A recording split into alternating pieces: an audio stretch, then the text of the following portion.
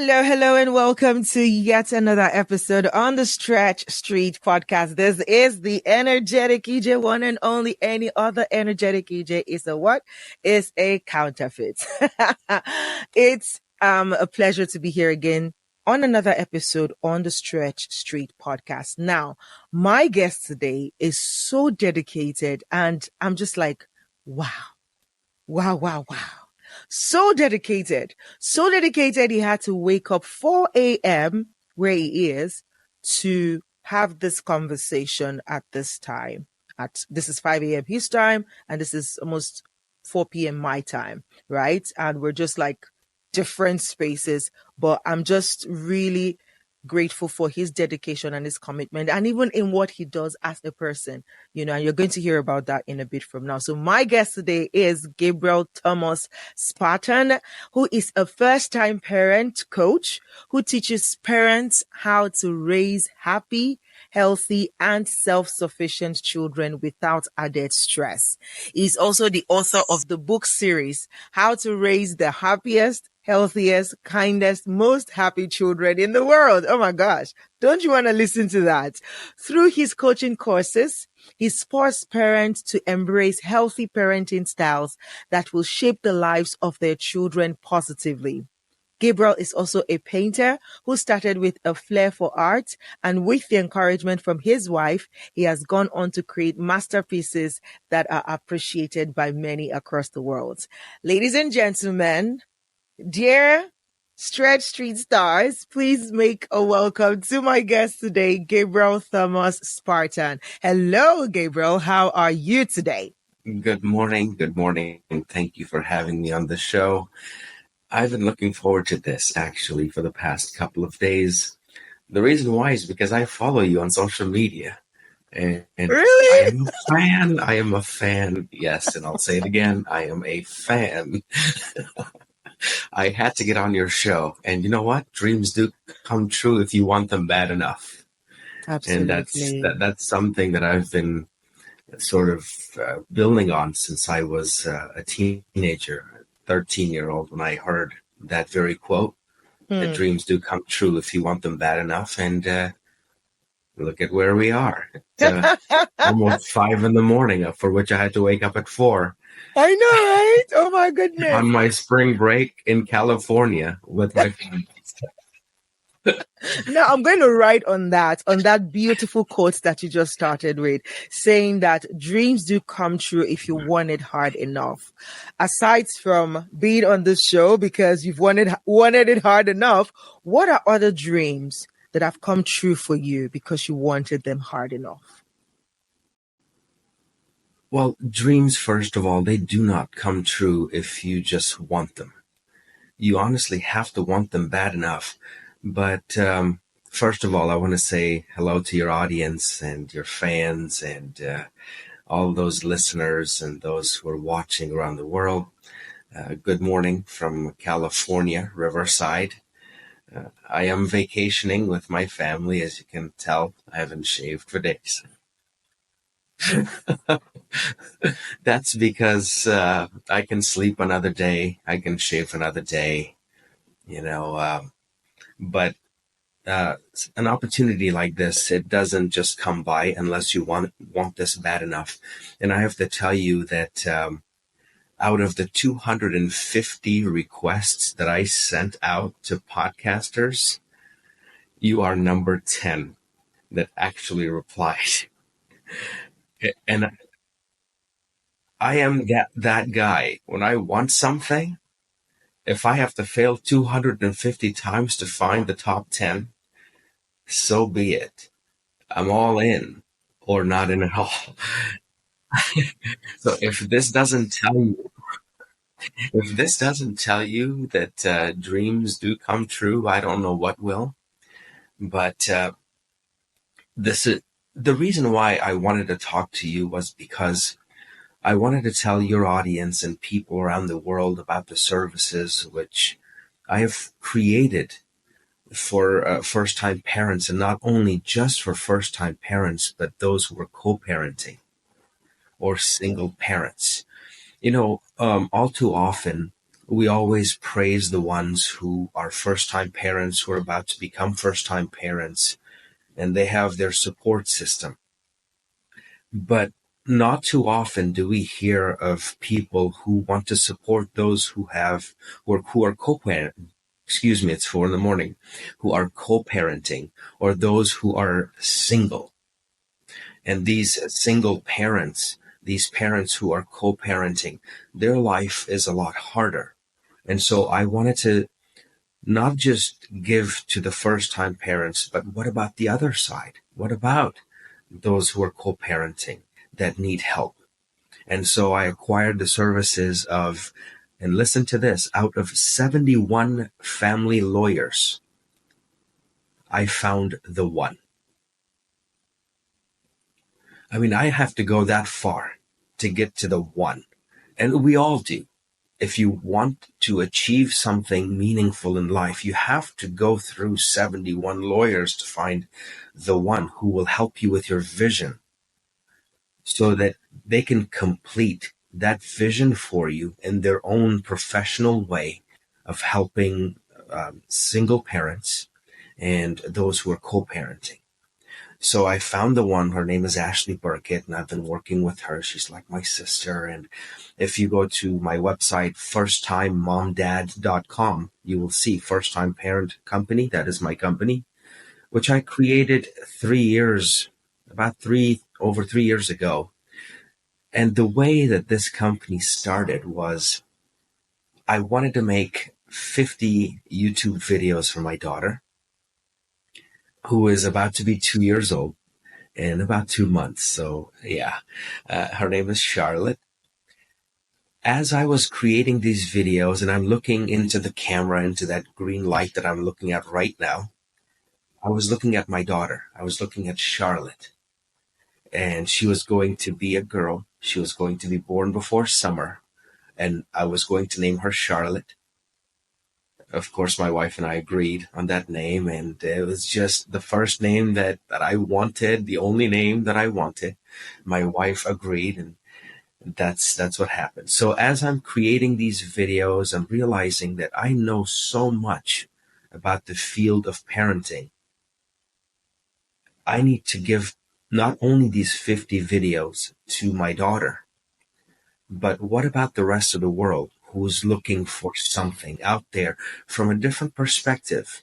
With all due respect to women, with all due respect to mothers and grandmothers and great-grandmothers, there's not much out there from the perspective of a father, from the perspective of a man, from the perspective of a person who is living today, who's not using recycled information to share the information, or promote a product or sell a product. And as I'm creating this YouTube channel for my daughter called Finally, I'm a Dad. I'm a dad. That's also... I saw some of the videos from the beginning. I had to go to the beginning, like, what inspired you to do that? And I saw how you kept talking to the camera, and, you know, the text that would come in to say, okay, dear child. At the time, you weren't even sure if it was going to be a boy or a girl. So it was just like, dear child, this, you know, and it's just, I'm like, what? Why? I'll tell you why. I wanted to make these the 50 videos because of one specific reason. I lost my father in a car accident when I was 7 years old and he was 34.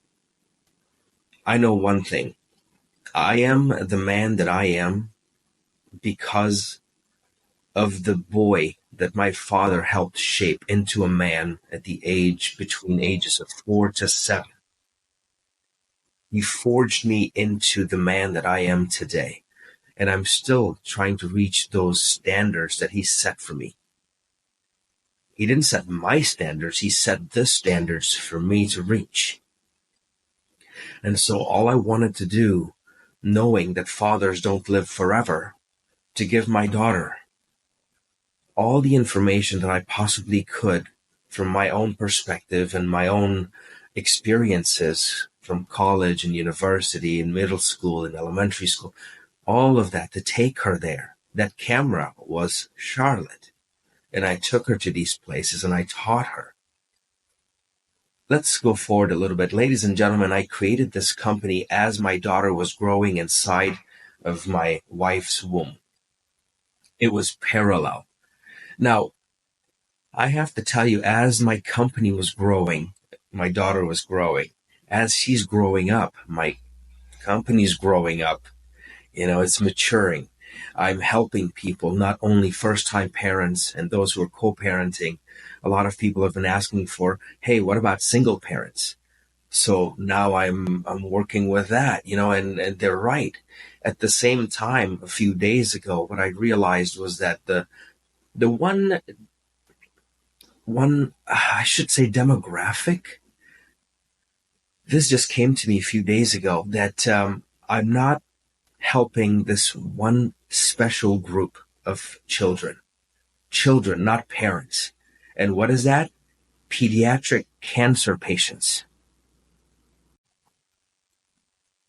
That is the other thing that I would like to continue working with, which I started a few days ago researching on, that the money that I am earning from my clients, that I will be working with pediatric cancer patients and organizations where I give back a portion of my proceeds from every single bundle that you ladies and gentlemen, that you purchase from me and my company, that the proceeds will go to pediatric cancer patients and cancer research, which is important to me. I've had my grandfather who died of cancer. I have one other relative in our family who was just diagnosed with cancer. Now, I love kids and I want them to be the future, as they are the future. While the world is run by old men today, the future belongs to our children. To the young men. Right. It makes sense, right? Right. They are the future. So we need to leave the world in better hands. And these children, they may be stricken with cancer, but it's not the be all and end all to all things. So I will be giving just a percent of my proceeds towards pediatric cancer research.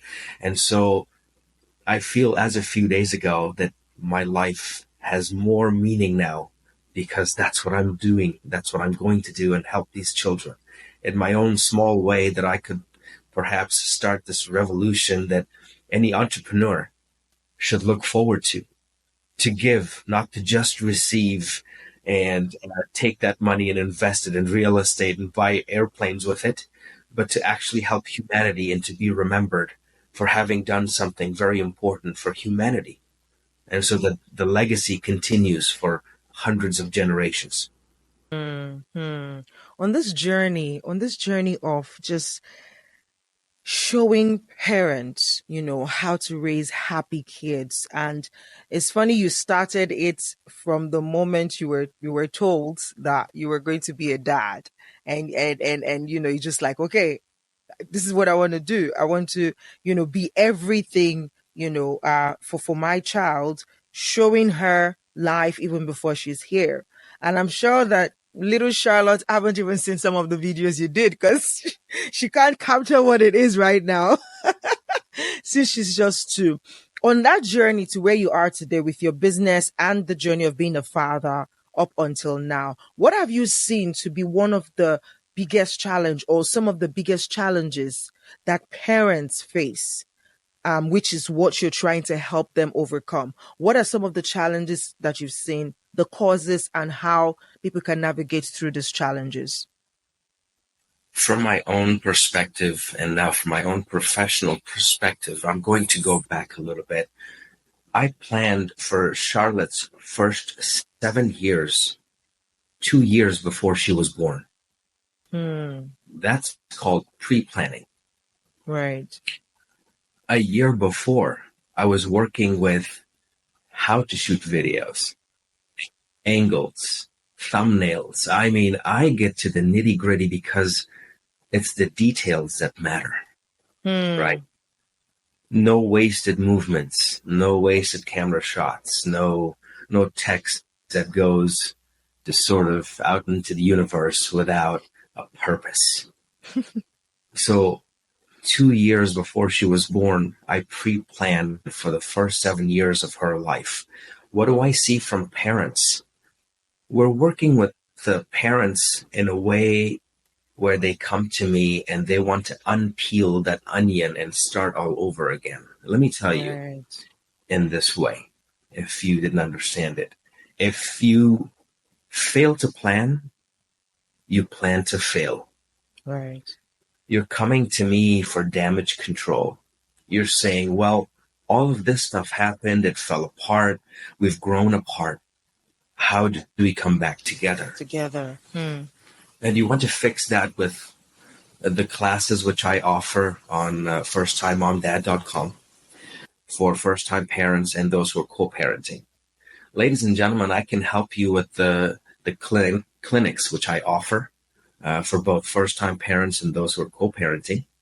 But sometimes it takes maybe 1 or 2 classes more to undo the things that have been done due to the lack of pre-planning. And now you realize all of that one day, that so many things have gone wrong, is because you didn't plan for the first 7 years of your child's life, because that is the blueprint for the rest of his or her life. And you want to undo things. We can't really undo anything that's been done, but we can improve upon things. And that requires everything that we do for ourselves, for our children, for the evolution of our family. It requires patience. It requires planning. And if you can't plan and you're seeking my help, you have to have a positive attitude about it. You have to be patient about it. And you have to work with me. And for the most part, whether you are co-parenting or you're becoming first-time parents or you just became parents, there is so much that you didn't plan for that's happened that led to whatever's happening right now that you see as a one picture problem. That there have been so many things. And I'll tell you this, the moment that you talked about becoming parents, your parents said, I'm going to spoil my grandchild. And this is what happened. And this is rather serious, is that you gave up your power of parenting and you became a co-parent. You became not the primary, but the secondary parent to your child, because now the grandparents want to take over. And you're saying, oh, it's okay. And you laughed it off. Do you remember that? And everything that led to what's happening right now is because you gave up your power of becoming primary parents to your child. And they spoiled the kid. And then years later, you realize that your child is not what you wanted your kid to be. Well, ladies and gentlemen, if we give our child to their grandparents, the 2 sets of grandparents, and they have people over, they're taking pictures of your child, and they're picking up that child. They're putting that child down. They're having fun, or they just show up.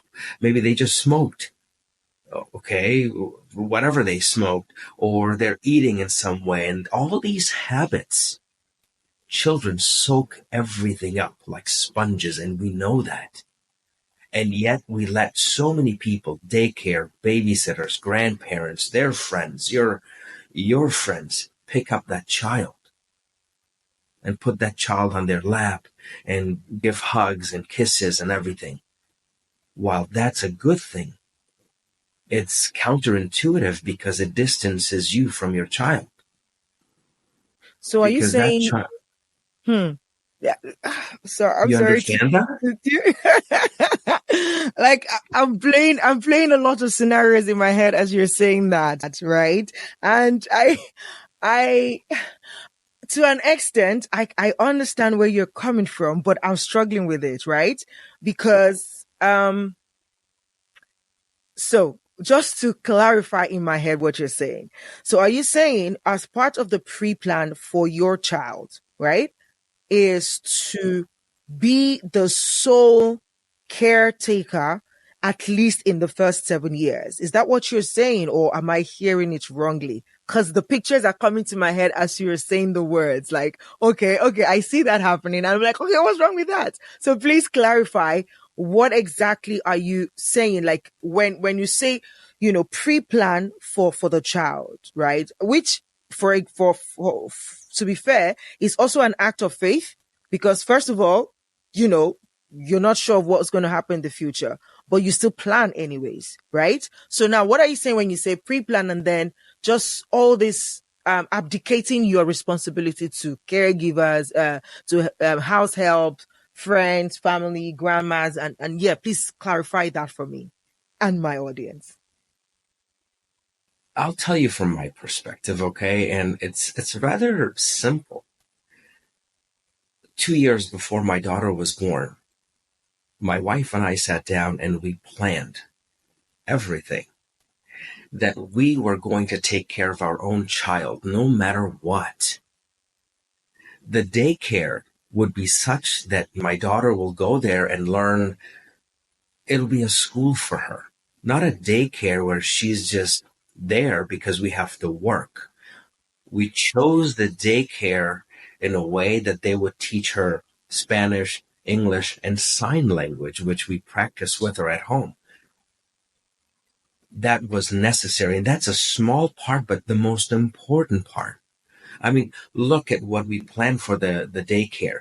We went there, we sat there, and we watched people to see how transient that place is. What about their workers? What about their daycare workers, the people that are cooking, the people that are cleaning? How often do they change jobs?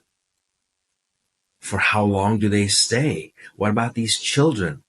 Is it so transient that they show up for a month and then they just cancel their contracts and then go someplace else? What's happening with this place?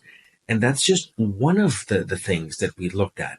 The other was, if she's going to go to daycare, she's going to learn English and Spanish and sign language and stuff. It should be that. It shouldn't be where she just goes there and plays and sleeps and has her diaper changed. People don't look into that. It is extremely important that not many adults pick up my daughter. Can you imagine so many people, strangers, picking up your child? What happens at home then?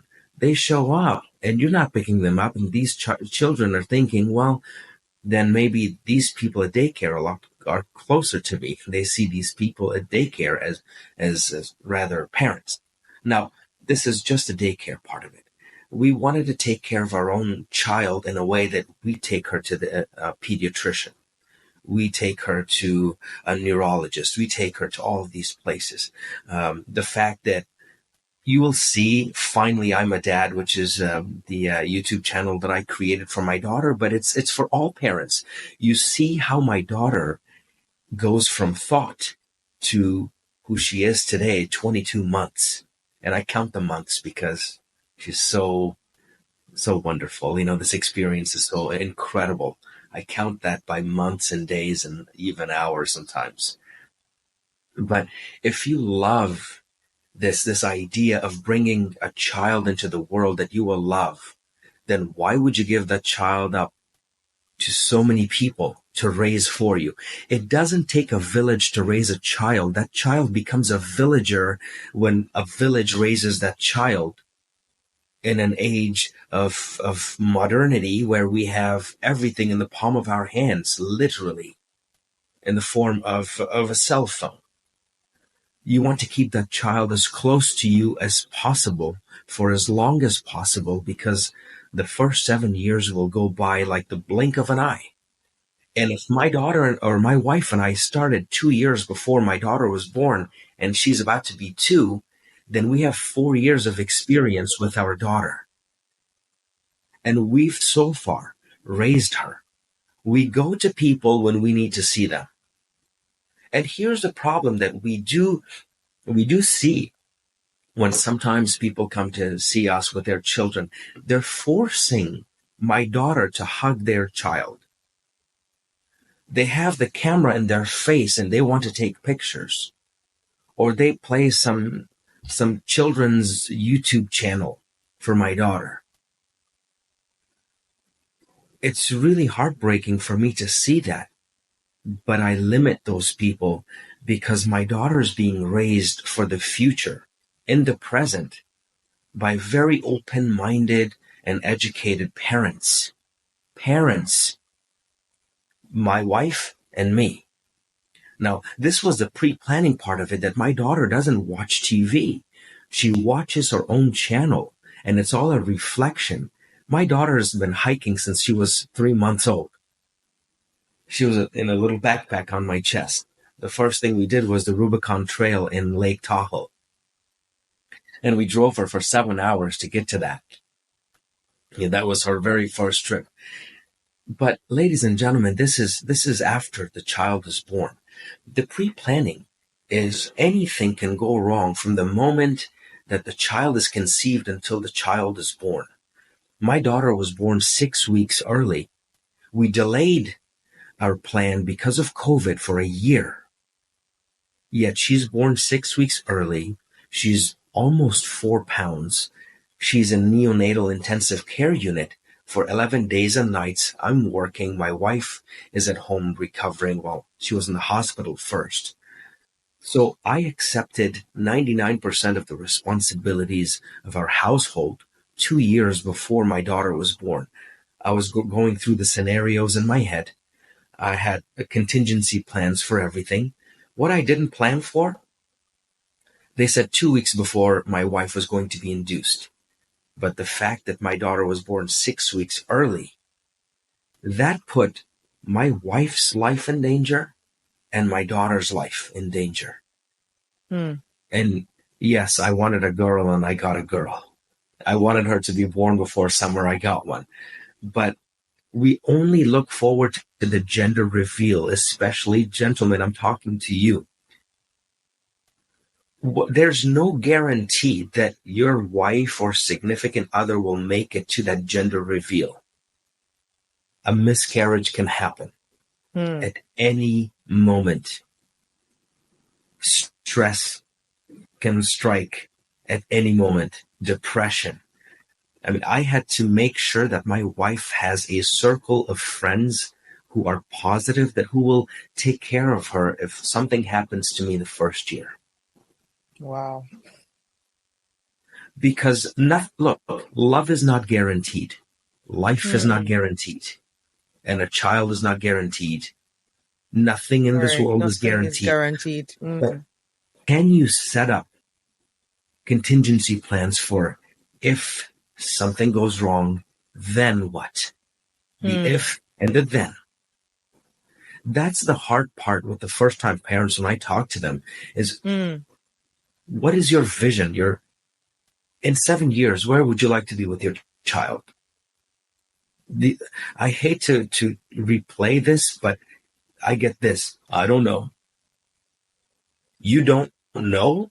You're bringing a child into the world and you don't know what the first 7 years will be like. What is the first thing that you will do the moment that you learned that you're going to be parents? I don't know. When will you know anything? Well, some of the parents say, well, I've prepared the room. What if your child doesn't make it? What if your child is born with cancer? God forbid. But don't you think that happens? It happens. The fact that you don't know about it, well, that's just negligence. It could happen. Did you plan for that in that case? Did you? I prepared for that. Yeah. Wow. I mean, my child was born 6 weeks early at the end of COVID and at the beginning of the formula shortage. The only thing that my daughter didn't have, and it was the most important, was food. I dispatched everybody. I mean, I had one of my close friends who brought with him from Dallas, Texas to Las Vegas, baby formula, 2 cans. Wow. My wife had milk, just enough for my daughter. She was fed every 2 hours. She was changed every 2 hours for weeks at a time. And so we have to put these plans together in case something doesn't work. Obviously, you can't blame the wife for that. or yourself. But if you can pre-plan properly and make sure that your wife and or your significant other and your child, they're safe, then it makes it all worth the while. That is pre-plan. The way you're so invested in the pre-planning is very intense. Like, wow. What about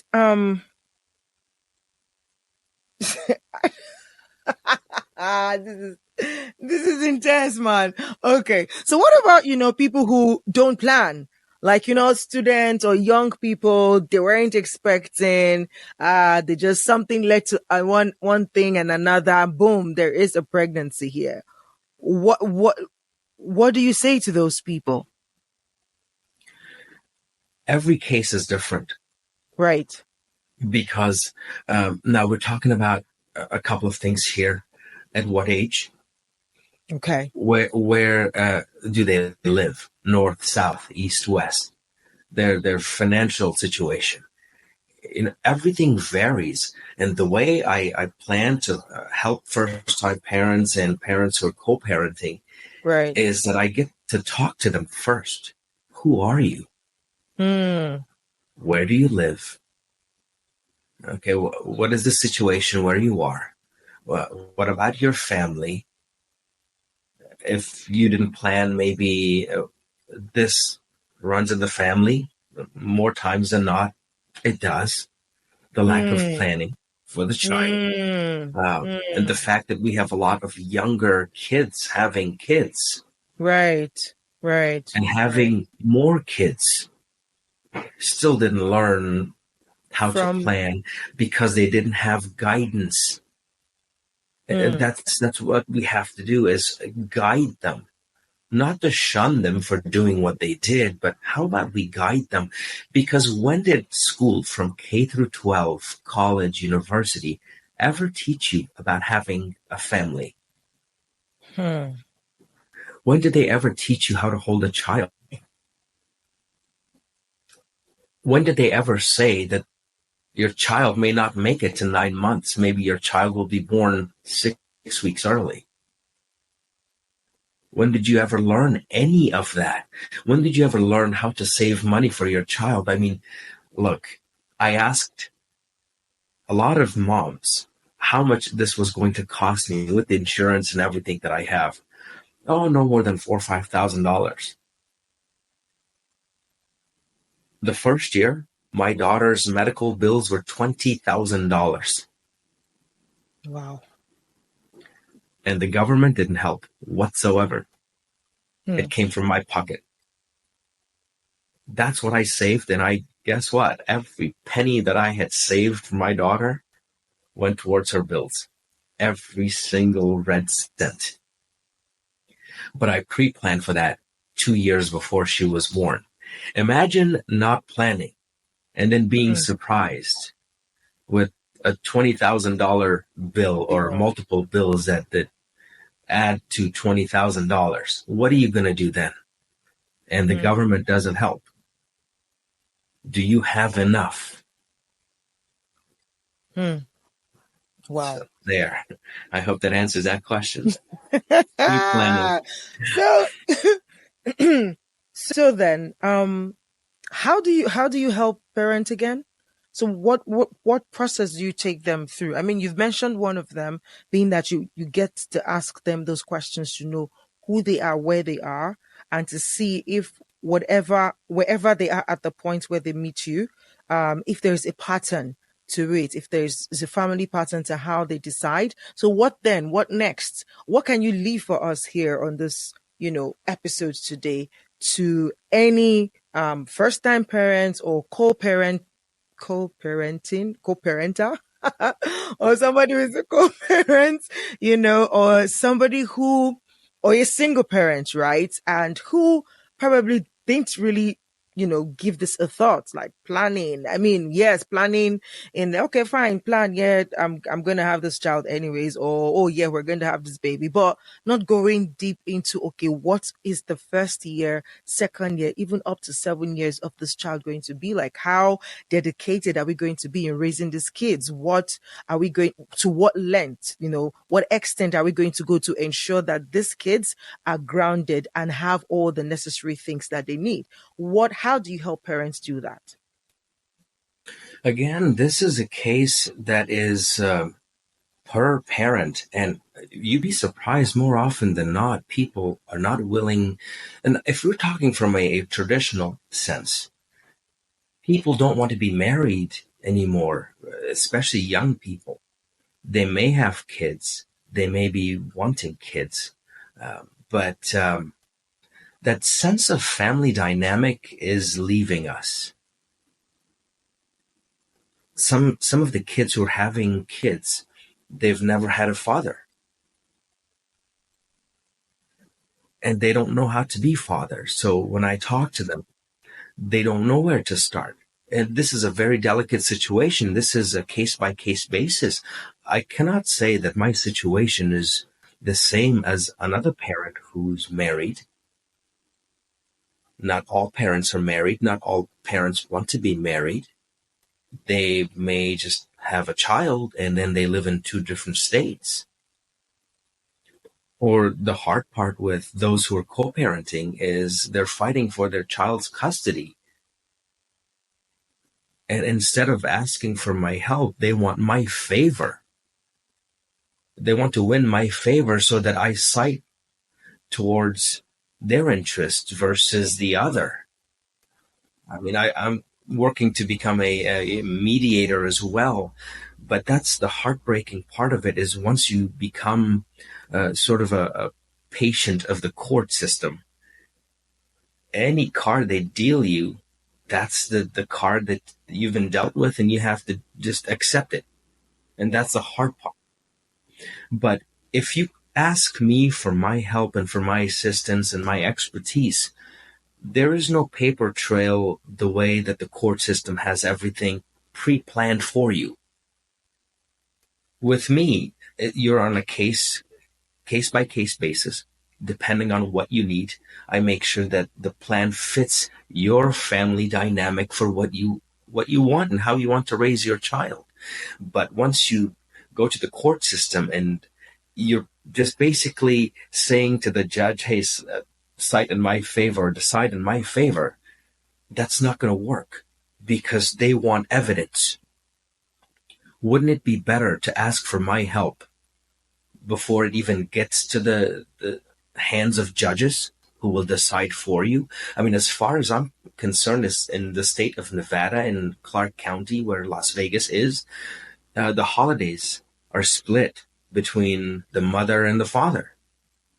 Odd years and even years, birthdays, and all these celebrations where the child won't see two parents at the dining table on any given holiday because they can't be together. Wouldn't it be best if you asked, I'm not a psychologist, I'm a first-time parent coach, I'm a co-parent coach, to ask me for my help, where the prices that I charge for people, I tell them this: the price that you will pay for learning the things that I know costs less than the price you will pay for not knowing things and going to the court system, or raising your child not knowing how to raise that kid and saying that, oh, my mom will take care of it. But why should they come to you? That I would love for you to just make it clear for them now. If somebody's watching you, I mean, now this could be watched anywhere in the world or listened to anywhere in the world. So, I don't know that, what you offer, the way that you help parents, is it universal, that it can be applied anywhere in the world? Because like the law part of it would not be the same in all countries or in all districts, right? So I'm just saying that, why should a first time parent or a co-parent, or a single parent who really want to understand how they can be more intentional about raising their kids, to come to you for help, to help them see the things they're not seeing yet, or understand some of the ways that they can deal with this to make the lives of their kids better, why should they come to you? If you want to be intentional, you want to come and talk to me. If you want it to be accidental, then it's in your hands. You have to design your child's first 7 years in a way that for the rest of your life, you are connected to your child. Versus being separated and sometimes connect with your child is different than being connected with your child, where that child trusts you with secrets, where they come to you. Because right now, there are children committing suicide, and we don't talk about it. There are children. See, I have to tell you, ladies and gentlemen, that I've been teaching for the past 20 years in 2 different countries, and I've taught 5 different subjects here and 11 years in China, from preschool to grade 12, college, university, and beyond. Now, that is my foundation. I know what kids are going through. And if they're left alone to raise themselves, then they will raise themselves the wrong way. They will join any crowd, any group to feel accepted. Because if they're neglected at home, or they're being raised by grandparents or great-grandparents or babysitters, then they're being raised by so many kinds of people except for parents. And these kids are going through depression. A lot of the kids are looking at me as if I'm their dad, because they want that authoritarian figure or an authoritative figure or that father figure. But I have to draw that line in the sand that, I am your teacher. You do have to go home to your fathers. Your father. Or maybe they don't have that father, or they don't have that father figure, and they want to be told sternly to do something, and they crave for that.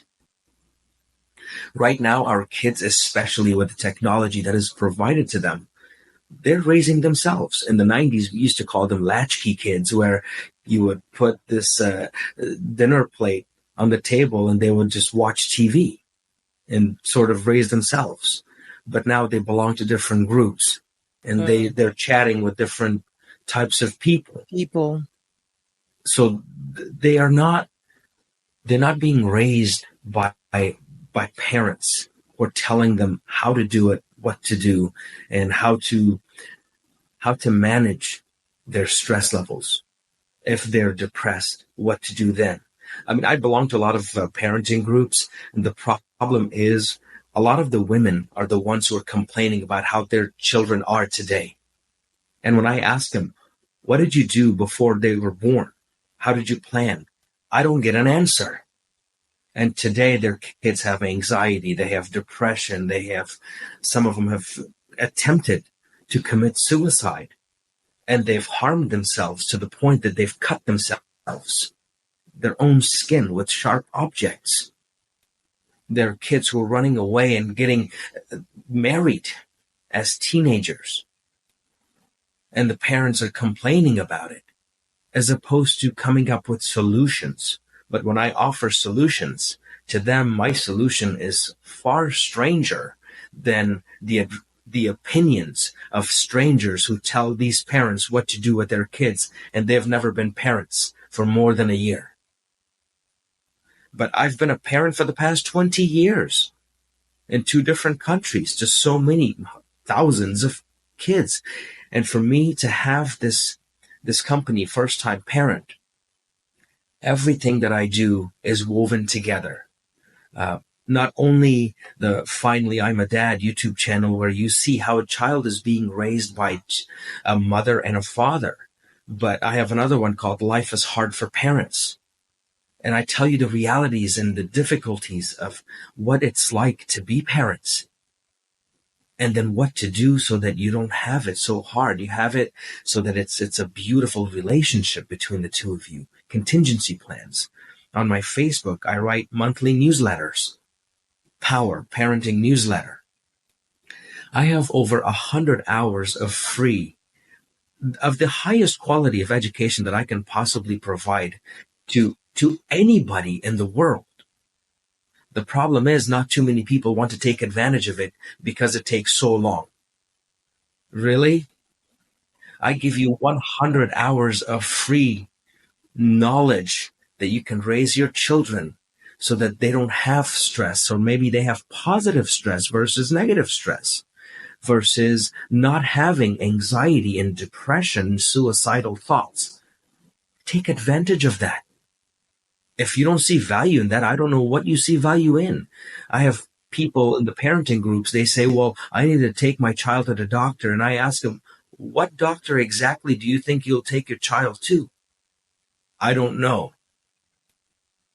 So and then they're putting this out there, this information, very personal information about their children to people who have no business in giving any advice. At least have 20 years of education under your belt. I've written 10 books, by the way, in 3 different categories, which you mentioned. It's all available on my website, firsttimemomdad.com. Go there, purchase these, and they're from the perspective of my daughter and how she's being raised. So the way I designed it was, if you don't take my word for it, then would you accept if my daughter, as an infant, wrote a book? How about she writes 10 books from her perspective in her language, where it goes from little text to illustrations and pictures more, but as she's evolving, that there's more text, less illustrations, less graphics. That's necessary, for example, for my child's growth. And so I wanted to share that knowledge with all of you. What if your child could read better books than A is for apple, B is for ball? And so that's why I created those books. Check those out. Learn how a child is being raised from the perspective of a child. If you think my perspective is too complicated, would that help you? I've provided you with text, with listening tools, with tools that you can watch. So in any way, whether you are a fan of reading or watching TV, or if you want to be kinesthetic, however you are, I've provided you over 100 hours of free and the highest quality of information possible from the perspective of a father, a teacher, a business person, a family person. Take advantage of it, because there's nothing like it in the world, and I promise you that. And it's for free. But if you want my services and you would like to pay for it and learn further, then that's available too. And also on Groupon, I'm offering you a clinic for just one class. It's a crash course of first-time parents and those who are co-parenting. So I've made it available for everybody. You've given everyone options. Like, guys, you have options. Parents, you have options. And I think, especially even if you want to start with the free one, to actually dig deep, there's like nothing to lose, you know. And if you say the time is important, because then you are actually investing time in learning how to become a better parent, or how to, you know, understand your kids better. And I think that is worth any investment you want to give here, and especially if it's just your time. So yeah, thank you so much, Gabriel. I am also like curious, so I'm going to have to check out, you know, the website itself. I've been watching the YouTube channel, and I had to go from the beginning just to understand the journey that you're trying to create and the message you're trying to share.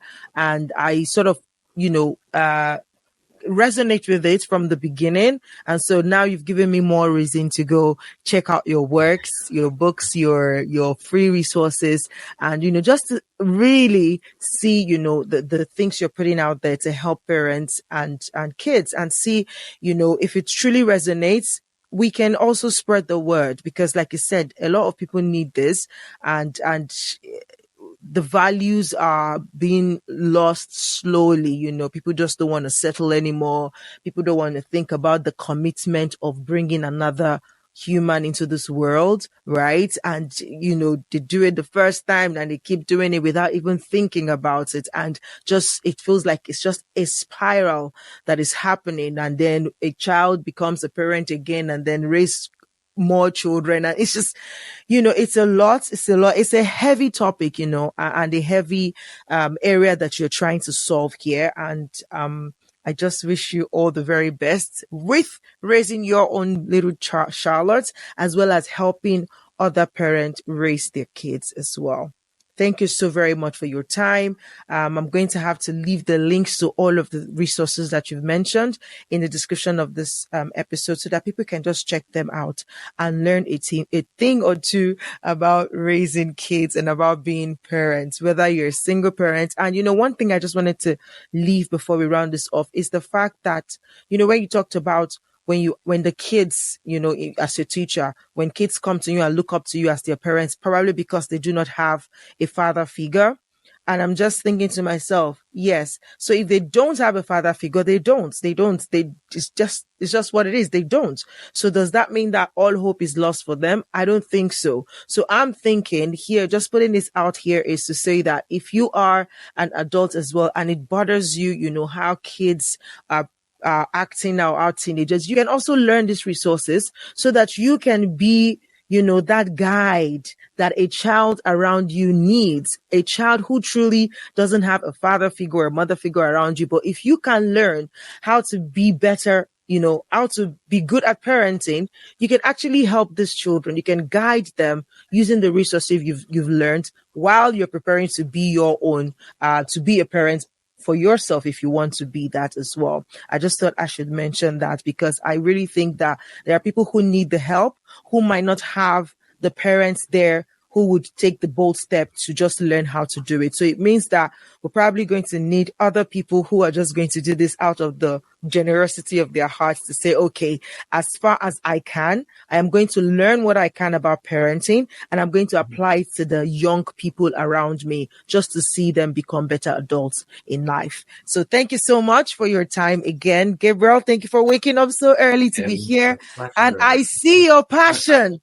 Honestly, like you're so passionate about what you do, and it's lovely to see. And I wish you all the very best on your journey to continually make an impact. Thank you so much. I appreciate it. Thank you. Awesome. All right, guys, this is where we draw the curtain on this episode. I hope that you've learned a thing or two, and I would really, really encourage you to go check out the resources that Gabriel has put together so that you can learn a thing or two for yourself, for those around you, and you can even share with people that you think would benefit from those resources. Thank you so much. Till I come your way again on the next episode on Stretch Street Podcast. This is the Energetic EJ. See you next time. Bye-bye.